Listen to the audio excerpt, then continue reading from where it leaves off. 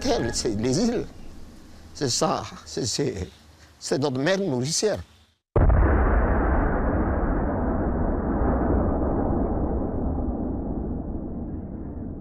On a foutu une bombe là-dedans.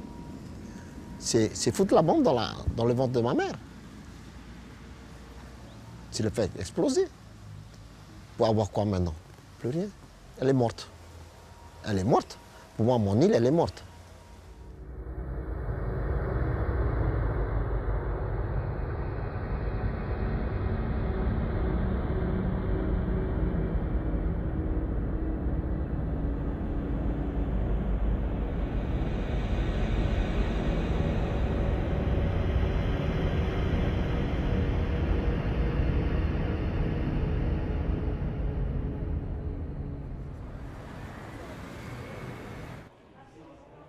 En cette mi-janvier, sous les ors du Sénat, s'ouvre un débat qui n'attire guère les foules.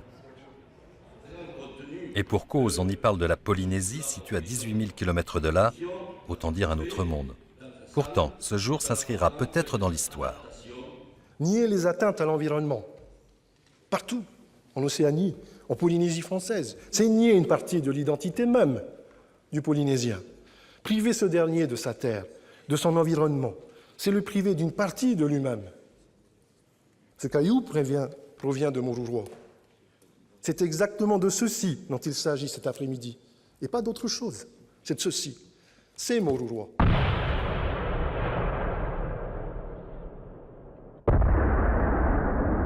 Visualisons ensemble les 41 flashs, puis déflagration, thermonucléaire en plein air, au-dessus de Moruroa. Magnifique, disaient certains de vos prédécesseurs, Monsieur le ministre.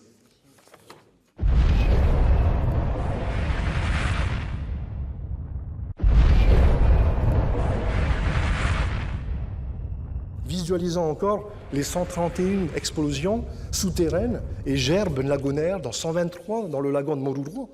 Monsieur le ministre, mes chers collègues, si je vous offrais cette pierre, seriez-vous rassurés au point de la placer chaque nuit sous l'oreiller de nos êtres les plus chers? Vous auriez aimé que l'on vous en laisse le choix.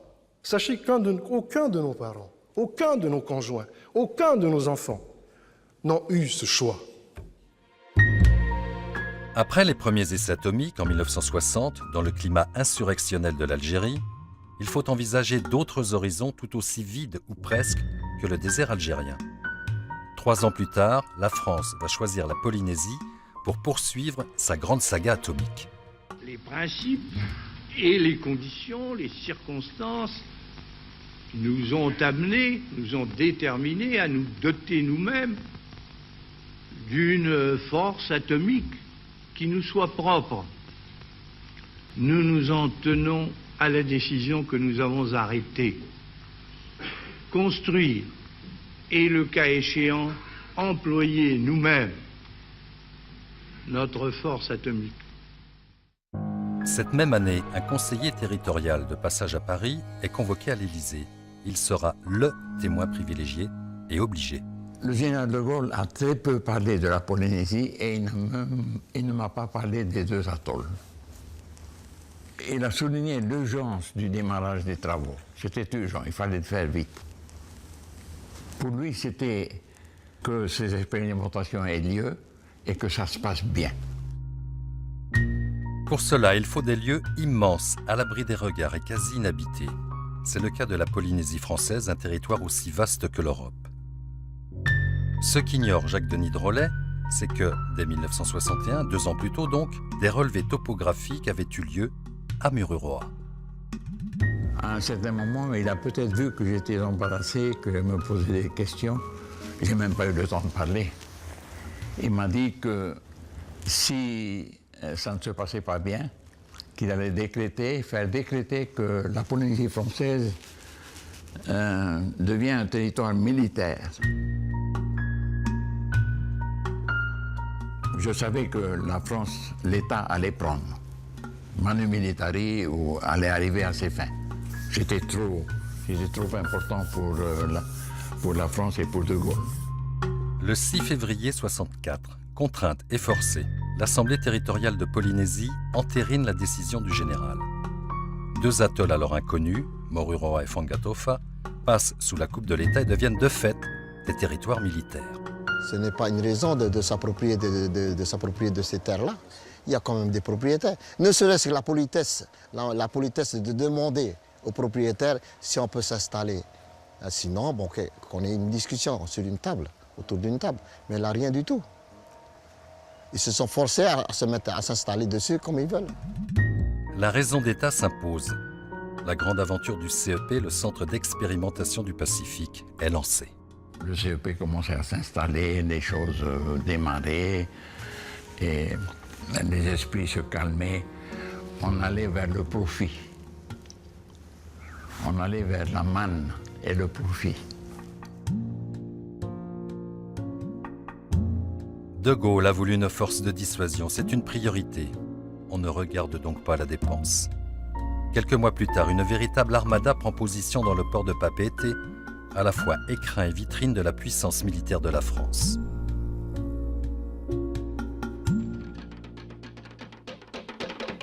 L'euphorie est générale. Pourtant, l'espace de quelques années, la société traditionnelle aura totalement disparu.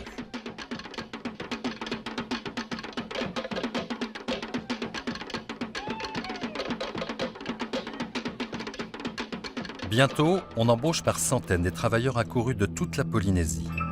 À Moruroa, on construit un village qui accueillera jusqu'à 4000 personnes. 450 km au nord, l'atoll de Hao devient la base logistique du centre d'expérimentation.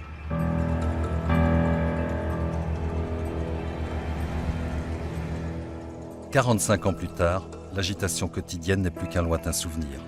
Seuls des vestiges décrépits, comme ici la centrale électrique, remémorent un passé conquérant. La base-vie qui concentrait 2500 personnels est devenue une ville fantôme. «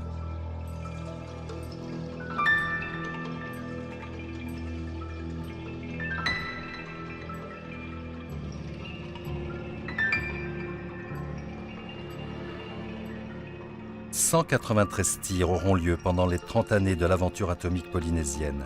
Avec un positionnement officiel et constant, tout se passe bien et les essais sont propres.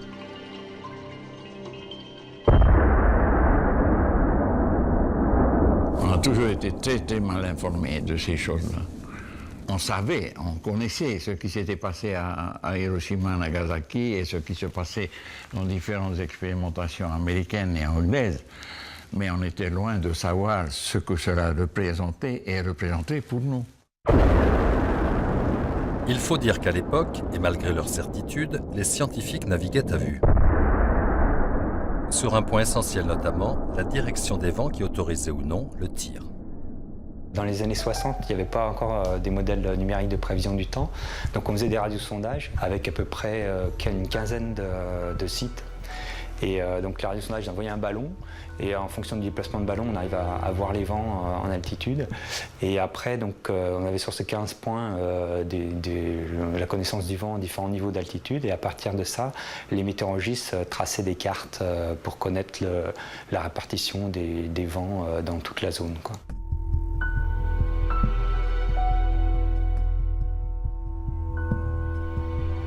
Pour la connaissance de la diffusion des particules qui pouvaient être contaminées, le CEP avait développé un modèle de prévision, mais donc ces modèles étaient relativement simplistes et prévoyaient une certaine trajectoire, et donc ils avaient une forte confiance dans cette trajectoire. On sait maintenant que l'atmosphère est beaucoup plus chaotique et que la marge d'erreur était bien plus grande que ce qu'ils croyaient. Donc il faut tenir compte de cette incertitude et qui peut, au bout de quelques heures, atteindre plusieurs centaines de kilomètres en fait. On en a eu la preuve dès la première expérience, le 2 juillet 1966. Le nuage radioactif ne suit pas du tout la trajectoire prévue. Il se dirige vers l'archipel des Gambiers et touche, quelques heures plus tard, l'île de Mangareva et ses 600 habitants. Ce que l'on qualifierait aujourd'hui de dégâts collatéraux. Il faudra attendre 40 ans pour connaître la vérité, consignée dans un document classé à l'époque « Secret défense ». Mangareva signale palier de 10 000 rad par heure pendant une demi-heure et demande consigne vis-à-vis autorité civile. Il sera peut-être nécessaire de minimiser les chiffres réels, de fait à ne pas perdre la confiance de la population qui se rendrait compte que quelque chose lui a été caché dès le premier tir. A-t-on aussi caché des choses au général de Gaulle ou a-t-il fait preuve d'un cynisme absolu? Voilà en tout cas ce qu'il déclarait quelques semaines plus tard à Tahiti. Toutes les dispositions sont prises, comme vous le savez, pour que cela n'ait aucun inconvénient d'aucune sorte pour les chères populations de la Polynésie. Il faudra attendre 2006 pour qu'un document officiel établisse le nombre de retombées nucléaires sur l'ensemble de la Polynésie française. Plus de 180 retombées reconnues par le ministère de la Défense durant la période des essais aériens entre 1966 et 1974. Pour autant, elles n'ont pas valeur d'absolu.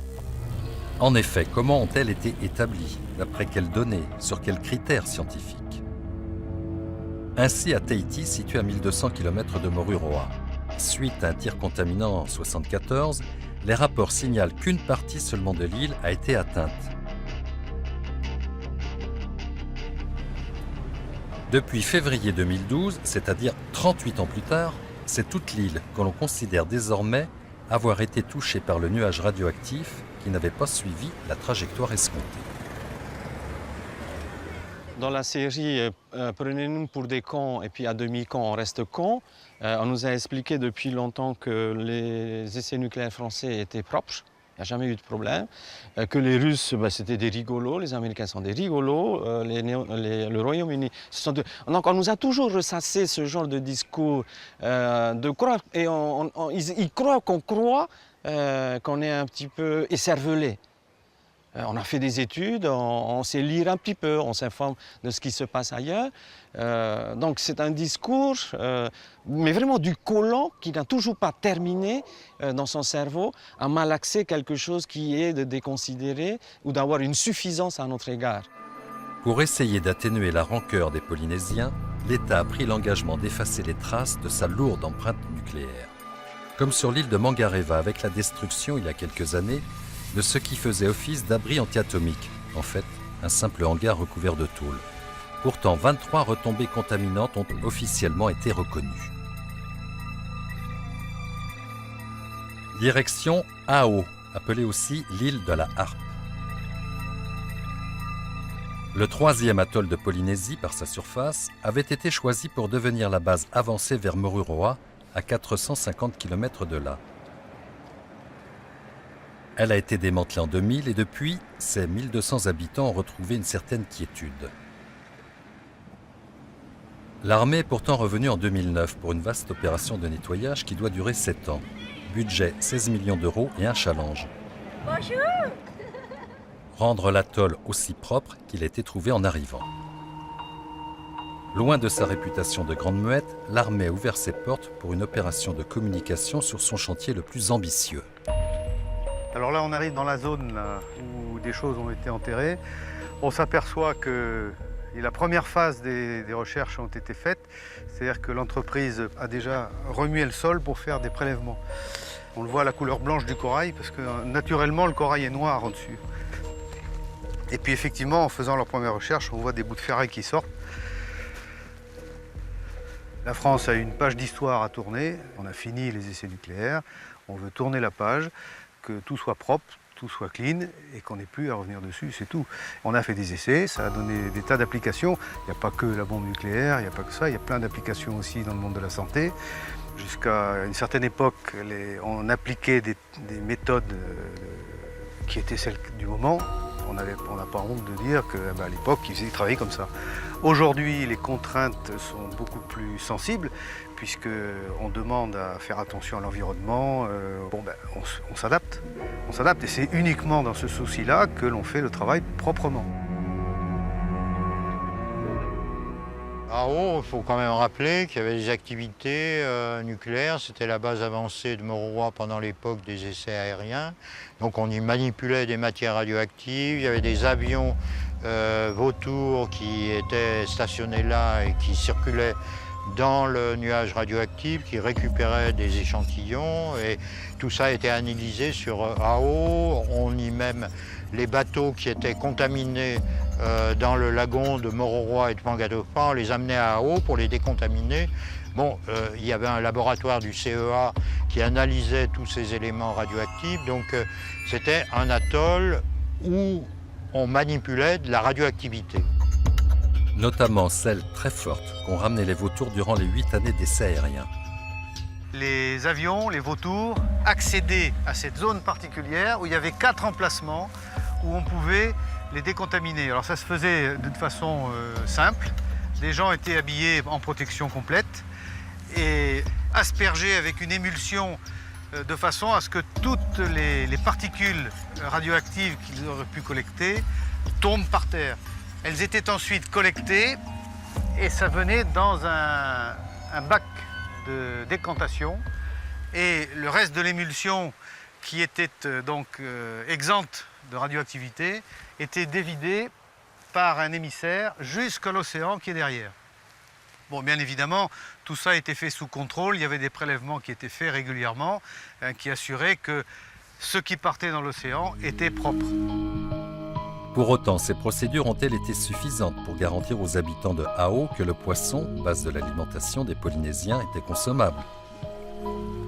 Cette mission incombe à un laboratoire indépendant chargé de surveiller la radioactivité sur l'ensemble de la Polynésie, que ce soit au niveau de l'air ou de la nourriture. On va se le faire griller à midi alors, cela hein? Pendant la période des essais atmosphériques, on a eu ces retombées qui sont arrivées directement sur l'ensemble de l'hémisphère sud en fait. Et puis dès que les essais sont arrêtés, ça a très rapidement décru avec la particularité sur les îles de Polynésie, en particulier les atolls qui sont proches de Mururoa, c'est que c'est du corail, hein, la plupart des sols sont du corail et que la radioactivité n'est pas retenue dans le corail. Donc tout ce qui est tombé sur le sol en fait était lessivé et surtout sur la pluie, dans l'eau de mer. Aujourd'hui, même sur Hao, il y a eu quand même beaucoup de laboratoires, de la décontamination, etc. Si on cherche cette radioactivité dans les sols, on ne la retrouve pas. Et elle a été présente à un moment donné, mais elle était lessivée, en fait. Alors que sur des zones où c'est de la terre avec de la matière organique, la radioactivité est retenue.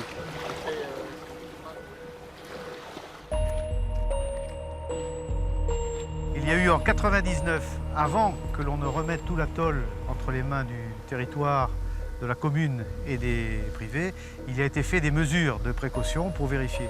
À titre d'exemple, sur cette zone sensible, il a été fait des carottages qui ont permis de faire des analyses jusqu'en profondeur, de voir de l'infiltration qu'il pouvait y avoir éventuellement entre 2 plaques de béton. Alors ces carottages étaient expédiés pour être analysés en métropole. Et les résultats ont été collectés. Et après, en ayant la curiosité de compulser les résultats, on peut savoir qu'à l'endroit précis qui est là, on a telle émission de radioactivité. Et on s'apercevra que cette émission est infime et qu'elle est inférieure à ce qu'on trouve à Landerneau, en Bretagne. Là, on reconnaît effectivement la zone du camp des légionnaires, du 5e régiment étranger. Oui. Les zones encadrées de vert, donc c'est les zones à traiter dans lesquelles il n'y a pas de pollution. Et il y a des zooms qui sont faits sur les zones en rouge, sur lesquelles la pollution a été pour le moment identifiée, au plomb, hydrocarbures, pyralène. Autre temps, autres mœurs. L'armée semble désormais avoir la fibre écologique et ne se contente plus de nettoyer seulement en surface. Chantier pilote, les 185 hectares à réhabiliter sont l'occasion d'employer de nouvelles techniques de dépollution comme l'usage de bactéries pour digérer, entre guillemets, les nombreux résidus chimiques.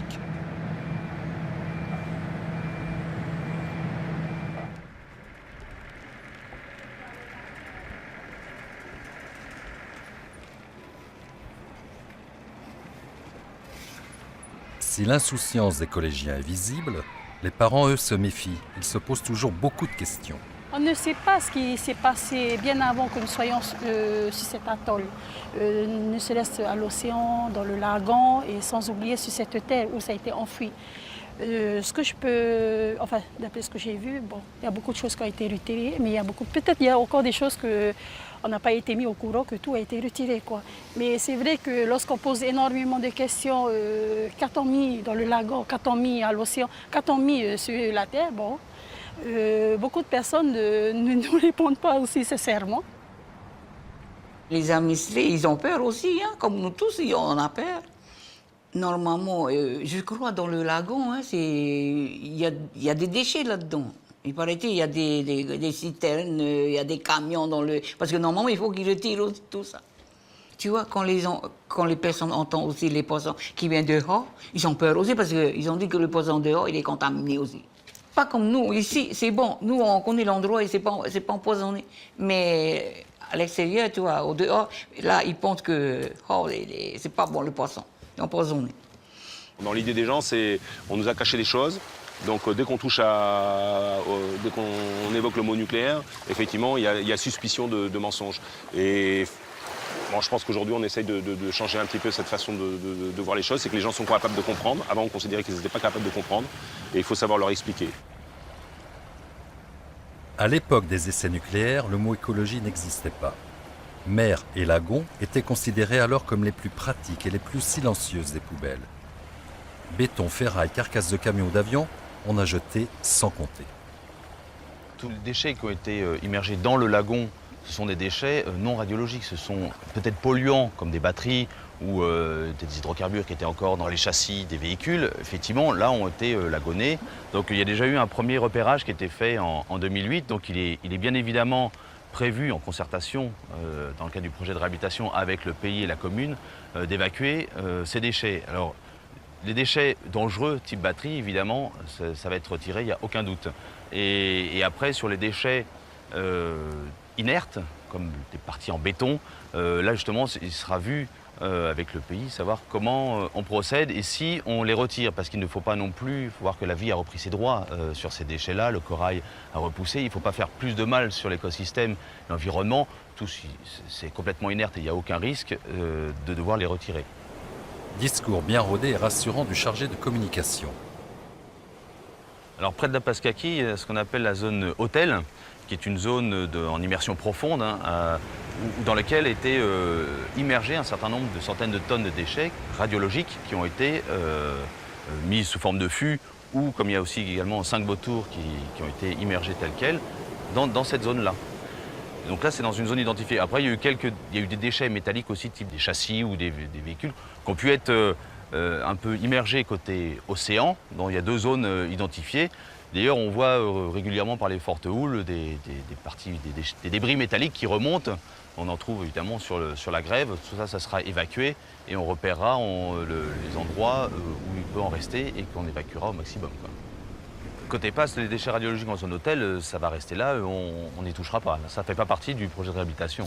Et pour cause, ils ont été immergés dans des fosses entre 1500 et 2000 mètres de profondeur. Au total, ce sont 570 tonnes de déchets contaminés, dont les fameux avions vautours qui ont été jetés dans la grande lessiveuse bleue. Plus grave et plus embêtant pour l'État, c'est la publication en janvier 2011 d'un rapport qui a pour le moins jeté le trouble. Ce document du CEA, le Commissariat à l'énergie atomique, a simulé sur ordinateur la possibilité d'un effondrement d'une partie de la couronne de l'atoll de Moruroa. Pas étonnant après avoir procédé à 137 tirs.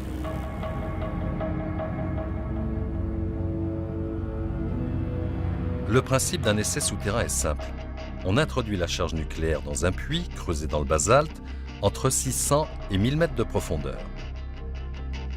Après l'explosion, la roche se vitrifie, ce qui est censé garder la radioactivité prisonnière. La puissance de l'explosion provoque un mini tremblement de terre. La caméra de contrôle est là pour en attester. Comptabilisant 28 essais, la zone nord-est est la plus menacée. Si la masse, estimée à 670 millions de mètres cubes, venait à s'effondrer, elle provoquerait une vague de 15 à 20 mètres suivie d'un tsunami.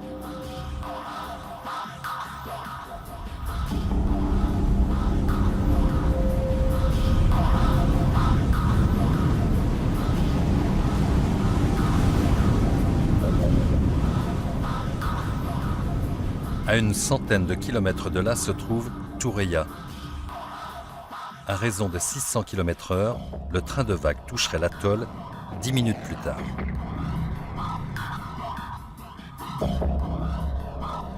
Toureia, si proche de Moruroa, si loin de Tahiti, à 1200 km.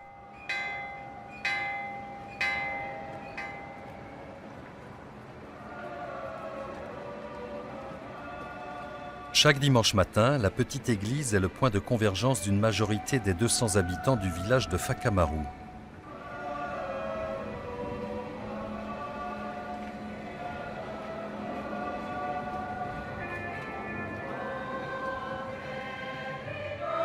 Entre crise des vocations et isolement géographique, la paroisse n'a plus de prêtre depuis quelques années.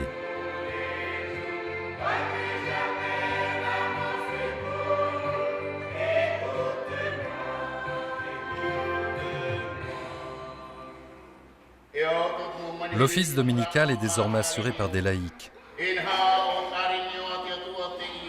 Recueillement et ferveur, on prie pour son âme bien sûr, mais aussi pour le repos des défunts, familles ou amis, partis trop tôt. À Toureia, on ne compte pas de centenaires, la moyenne d'âge avoisine plutôt la soixantaine. Les anciens, ceux qui ont travaillé pendant des années à Moruroa, ne sont plus là pour témoigner ou évoquer leur cancer pour certains, dont beaucoup de la thyroïde, caractéristique d'une contamination nucléaire. Avec 34 tombées, Toureia a été l'un des atolls les plus contaminés.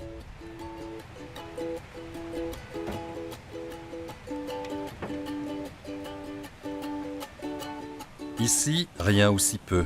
On est bien loin des images de cartes postales.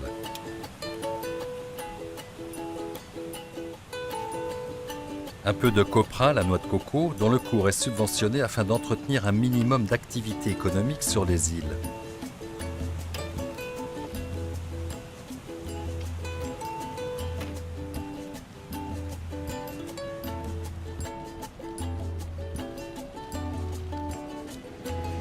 Du copra qu'on vient chercher une fois par mois quand la goélette fait escale. À Toureia, il n'y a pas de port, mais un simple débarcadère pour assurer l'ordinaire, provisions, pièces de rechange ou essence.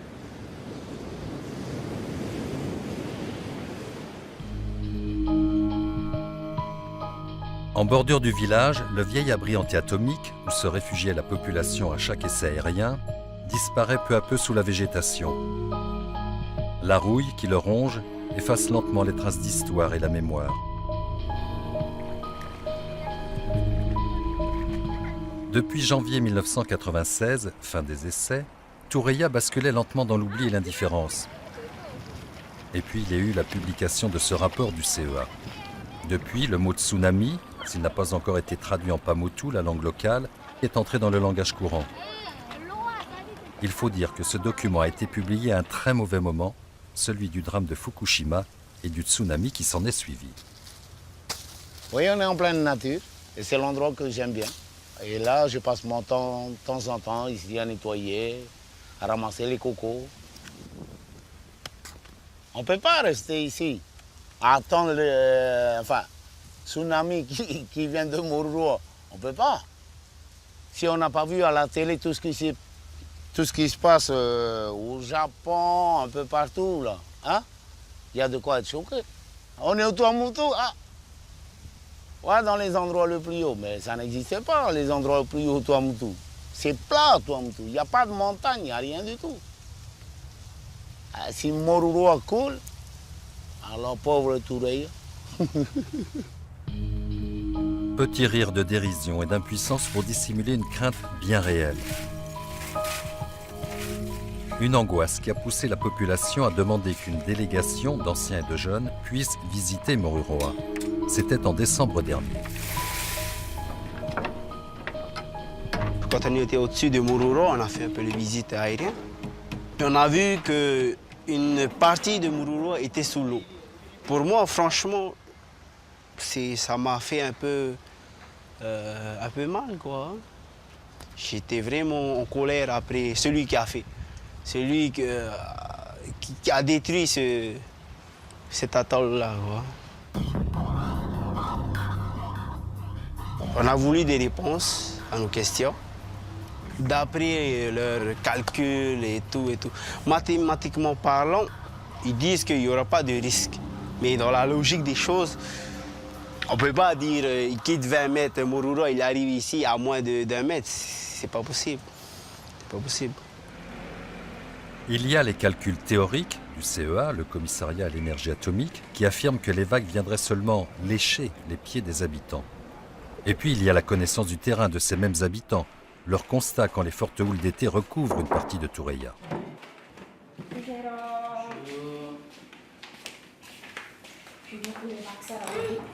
Moi, ce que j'ai vu là-bas, on peut dire que Moruroa, c'est plus une atoll, c'est un atoll de ciment, quoi.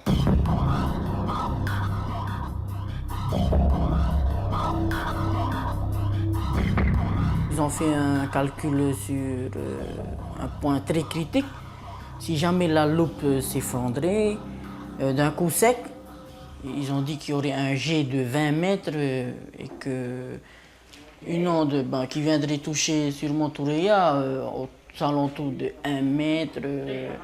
Mais maintenant, moi, je ne pense pas vraiment que c'est peut-être ça. On ne sait jamais, on ne sait pas ce qui va se passer, quoi. Déjà, le fait d'être tout près, peut-être que vraiment, s'il y a une chute de ce bloc, il y aurait peut-être une grosse masse d'eau qui viendrait sûrement nous détruire, quoi.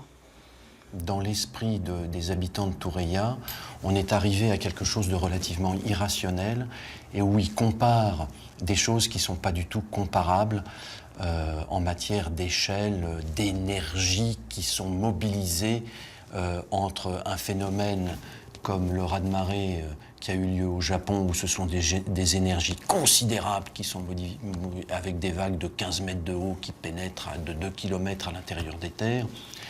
Et puis le phénomène qui pourrait se produire dans le cadre du glissement d'une loupe corallienne sur l'atoll de Moruroa, qui donnerait au droit de l'événement une vague de 5 à 10 mètres, sur la base vie de Moruroa une vague de 2 mètres, et une houle de l'ordre de 50 cm qui se propagerait et qui pourrait donner sur l'île de Thureia, dans les hypothèses les plus fortes, une vague de 2 à 3 mètres.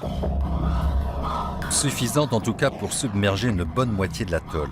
Et encore, il s'agit là d'une simulation sur ordinateur. Par définition, et en fonction des vents potentiels, de la force de la houle, de l'angle d'arrivée de la vague, il est impossible d'envisager un scénario exact. Les habitants de Thureia sont légitimement en droit de douter.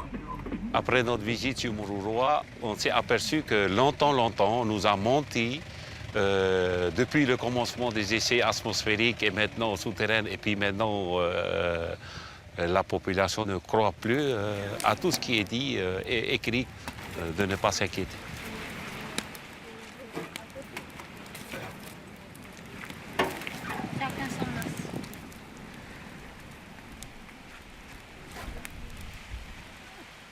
Pour moi, personnellement, c'est un atoll qui est fracassé, comme si ses eaux ont été broyées, comme on dit. Hein. Et on a vu un atoll comme ça. Nous avons emprunté le chemin qui mène à la pointe de l'atoll pour aller voir là où le tsunami arriverait. Ici, on est pratiquement à 21 km du village de Whakamaru, à Thureia. Et on est près d'un hoa, un petit canal où l'eau communique avec l'océan et le lagon. Ce n'est pas les hoa que les vagues vont rentrer et qui va faire monter le lagon et qui va émerger complètement le village de Thureia. Qu'allons-nous faire pour nos familles, pour nos enfants et pour nos petits-enfants? Et parce que on a, avec ce problème d'effondrement, on ne sait plus quoi préparer pour le futur. Certains envisagent déjà de s'expatrier à Tahiti. En tout cas, beaucoup de questionnements et pas mal d'amertume parmi les 200 habitants de l'atoll oublié. C'est un héritage que nos ancêtres nous ont laissé. Dieu a créé la terre. Nos ancêtres ont pu la garder, la chérir, l'entretenir. Et ben voilà. Et ce qu'ils ont fait, le paradis transformé en enfer, s'il faut dire ça comme ça. Moruroa est un paradis qu'on a transformé en enfer.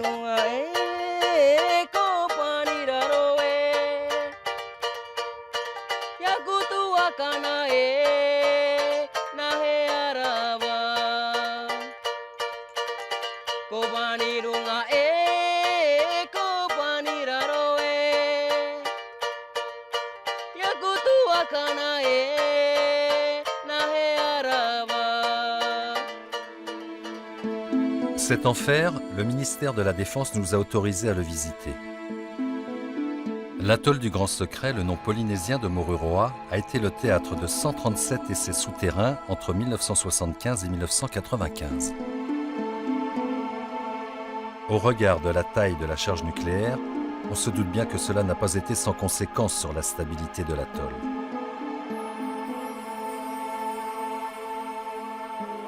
On a donc creusé des puits à 137 reprises entre 600 et 1200 mètres de profondeur dans le lagon et sur la couronne.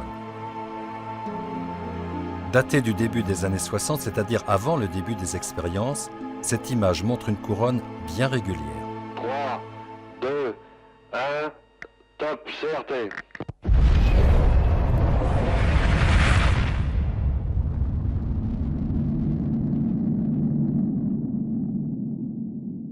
Depuis l'arrêt des essais nucléaires, on sait qu'à Mororoa, il y a des zones qui ont été ébranlées par les essais souterrains.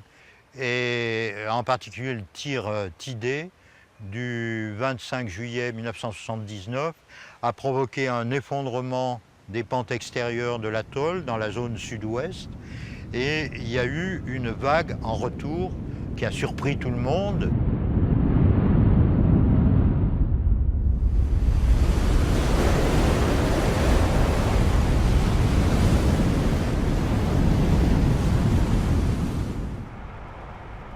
Le mur de protection qui fait 17 km à peu près a été construit tout de suite après le tir Tidé, parce qu'on craignait que d'autres effondrements se produisent.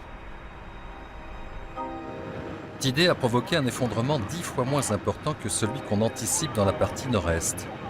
Nous avons emprunté la route qui mène à ce secteur entre le lagon à gauche et l'océan à droite.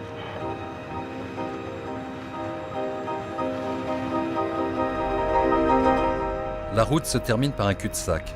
Au-delà, il y a danger. Derrière cette zone, il y a ce qu'on appelle le banc Colette, sur lequel il y a un dépôt de plutonium suite à un essai de sécurité qui a généré cette dispersion de radionucléides. Et malgré déjà des nettoyages précédents, il reste un dépôt d'un peu moins de 2 kg de plutonium fixé dans la roche et le récif corallien à 10 mètres d'immersion. Donc, pas question de se baigner avant 240 000 ans, durée de vie totale du plutonium.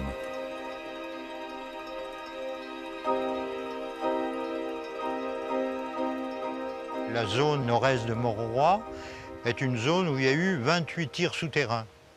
Il a été reconnu dans des documents officiels du ministère de la Défense que parmi ces tirs souterrains, 7 n'ont pas été contenus dans la zone volcanique. Ça n'a pas été vitrifié.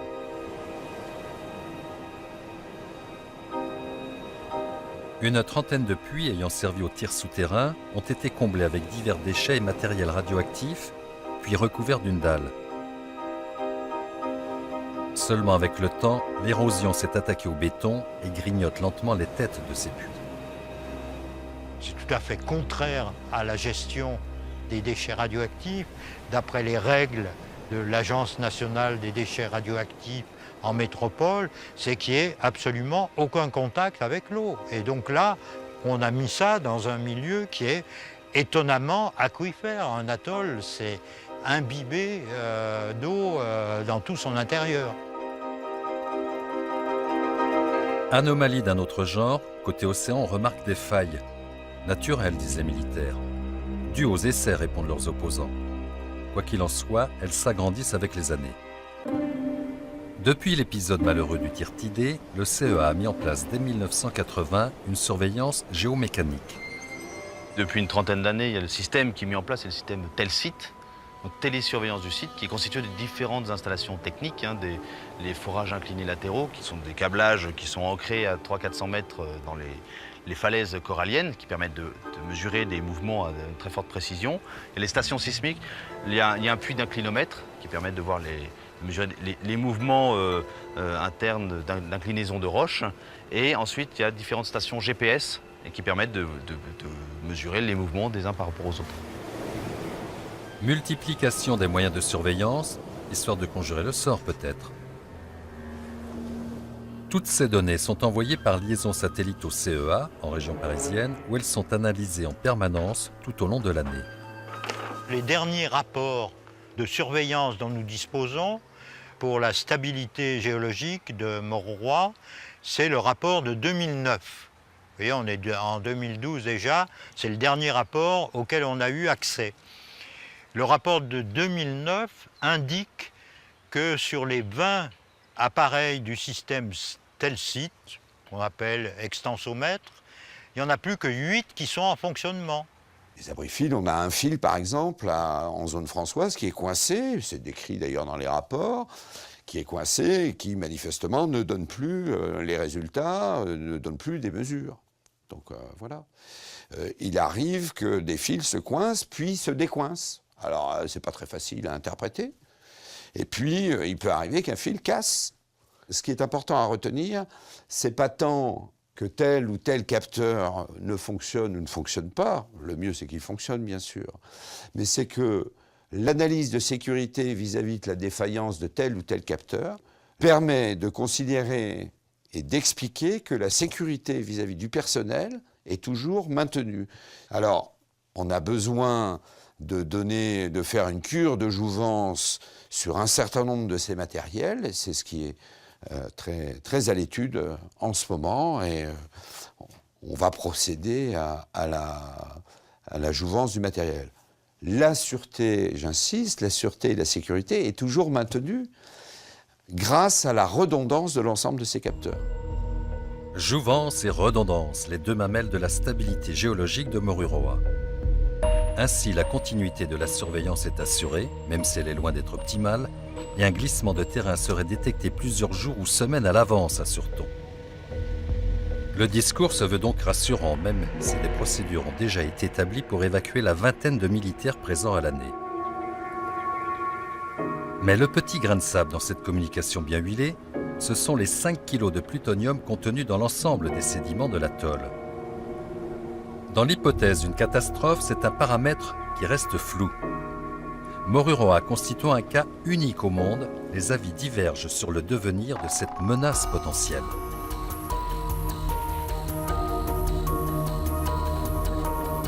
Moi, ce n'est pas plutôt l'effondrement qui me préoccupe trop. C'est plutôt ce qui est en dessous qui m'inquiète. Alors si Moruroa s'ouvre avec cet effondrement de cette loupe, et s'il y a les dépôts de radioactivité qui est en dessous, qui va sortir en surface, je pense que toute la zone du Pacifique va être contaminée. Quels sont les scénarios? Est-ce que c'est le flanc qui est exposé côté Thureia, qui est l'atoll le plus proche? Est-ce que c'est le flanc opposé? Parce que le phénomène ne sera pas le même dans la manière de la vague de se déplacer. Si c'est plus à l'intérieur, les matières polluées vont-elles se déplacer en allant du haut vers le bas? Ça veut dire qu'ils rejoindraient les profondeurs. Le plutonium est un déchet assez lourd, donc il descend. Est-ce que le fait d'être aspiré par le fond et de ramener avec le reflux, est-ce que ça va disperser? Donc nous avons besoin d'avoir une discussion d'explication de manière à ce qu'on adapte le scénario le plus réaliste. Et à ce moment-là, le risque étant connu, on investit, on s'équipe, on informe la population. Très bien, mais pour discuter d'égal à égal, il faut pouvoir bénéficier des mêmes sources d'informations. D'un côté, l'armée a ouvert les portes, nous a laissé filmer et a répondu à nos questions. De l'autre, elle a encore et toujours des réflexes de grande muette. En France, c'est toujours la volonté du secret, tout ce qui concerne la défense doit être, disons, réservé aux seules autorités qui sont habilitées à en avoir l'information. Nous devons comprendre, mais pour cela, nous avons besoin d'accéder à la source de l'information. Ce volet-là est un volet absolument nécessaire. Mais le 1er juillet 2008, dans la torpeur estivale et l'indifférence générale, une loi lourde de conséquences a cadenassé l'accès aux archives militaires. Le principe même d'une incommunicabilité de certaines archives ne peut être envisagé que de la façon la plus restrictive lorsqu'elle se révèle absolument nécessaire. De ce double point de vue, la solution que vous avez proposée lors de votre première lecture du texte, c'est-à-dire un délai de 100 ans et une définition plus explicite des archives concernées, ne seront donc incommunicables que les seules archives dont la divulgation pourrait permettre de concevoir, de fabriquer, d'utiliser, de localiser des armes de destruction massive, nucléaires, biologiques, chimiques ou bactériologiques. Notre engagement, ce n'est pas d'aller retrouver dans les archives comment on fabrique une bombe. J'allais dire vulgairement, je m'en fous complètement. Complètement. Notre engagement, c'est simplement de nous permettre d'accéder à des informations d'ordre sanitaire, environnemental. Je mets aux voix donc l'ensemble du projet de loi qui est pour, qui est contre. Le projet de loi est adopté. Monsieur le ministre, vous avez la parole. Je pense que le secret militaire est véritablement malsain, surtout en ce qui concerne les risques pour la santé et l'environnement. Aux États-Unis, tu as une commission qui existe et qui, toutes les années, permet d'accéder à des archives militaires dans lesquelles on trouve toutes les informations liées à des essais, mais qui ne portent pas du tout sur le type d'arme nucléaire testée pour pouvoir tirer tel missile ou faire fonctionner tel... Ce n'est pas l'objet de notre démarche. Donc cette loi qui a été initiée à ce moment-là était une loi pour chapeauter cet ensemble-là. Si des milliers de Polynésiens, en travaillant à Moruroa, Ao, Tureia, ont profité de la manne versée par la métropole, ils étaient soumis au secret. Difficile alors d'entretenir le devoir de mémoire. Les anciens sont morts, emportant souvenirs et témoignages dans la tombe. L'histoire s'effiloche et la jeune génération a d'autres préoccupations au centre d'intérêt. Aucun dialogue entre l'autorité venue de métropole et la population locale durant les 30 années de l'aventure atomique polynésienne. De là est né un grand malentendu et un fossé qui s'est agrandi comme s'élargissent les failles de l'atoll du Grand Secret. En 1964, quand le territoire, contraint et forcé, a dû céder Moruroa et Fangatofa, il était prévu qu'une fois les essais terminés, il reviendrait dans son giron. Le dernier tir a eu lieu en janvier 1996. Depuis, c'était le statu quo jusqu'à ce mois de janvier 2012. En 2005, la commission d'enquête de l'Assemblée de la Polynésie française demandait à l'État la reconnaissance et la réparation pour les deux volets de conséquences, mais aussi la restitution des atolls, Moruroa et Fangatofa, au terme de sa séance plénière du lundi 16 janvier, ce lundi, il y a quelques jours. L'Assemblée de la Polynésie française a émis un avis favorable, à une large majorité, à la présente proposition de loi. C'est la question majeure que je pose ce jour au Sénat, et je lui demande de bien vouloir me suivre sur le principe de la rétrocession des deux atolls, rendant ces atolls à leurs propriétaires. C'est grâce à nous que la France est devenue une puissance internationale, grâce à nos terres. On existe, ces îles existent, nos parents ont vécu dessus, donc j'estime que la France doit faire beaucoup de choses pour les propriétaires de Moruroa. Je mets donc la proposition de loi aux voix. Quels sont ceux qui sont pour son adoption? Avis contraire. La proposition de loi donc est adoptée. Le sénateur a le triomphe modeste. Ce n'est que la première étape d'une longue procédure législative, puisque le texte adopté doit ensuite être présenté à l'Assemblée nationale. En admettant que le Parlement confirme la rétrocession, le problème reste entier. Les 175 essais aériens et souterrains à Moruroa ont définitivement condamné l'atoll du Grand Secret. Je ne veux pas récupérer cette terre-là, qui est empoisonnée maintenant. Je ne veux pas récupérer. Je veux simplement que la France reconnaisse les droits de propriété de ces îles qui nous appartiennent, qui nous sommes des descendants aujourd'hui. Sur cet atoll, il ne peut y avoir d'activité humaine non contrôlée pendant encore très longtemps. Et quel que soit le sort de l'atoll de Moruroa et de Fangatofa, pour reprendre une expression, qu'ils reviennent ou qu'ils ne reviennent pas autour de la table familiale, cette vérité que je viens d'énoncer, eh bien, elle ne changera pas. Elle restera inchangée et donc il ne peut pas y avoir pour le moment d'activité humaine non contrôlée sur cet atoll. C'est le prix à payer. Vous allez laisser quoi maintenant, la France? Rien du tout. Que le poison qu'ils nous ont laissé. D'après les propos de M. Général de Gaulle, c'est pour la paix. C'est pour la paix qu'ils ont fait des essais à Mouroura. C'est pour gagner la paix dans le monde. Ben, c'est fou ce que la paix a apporté. Hein.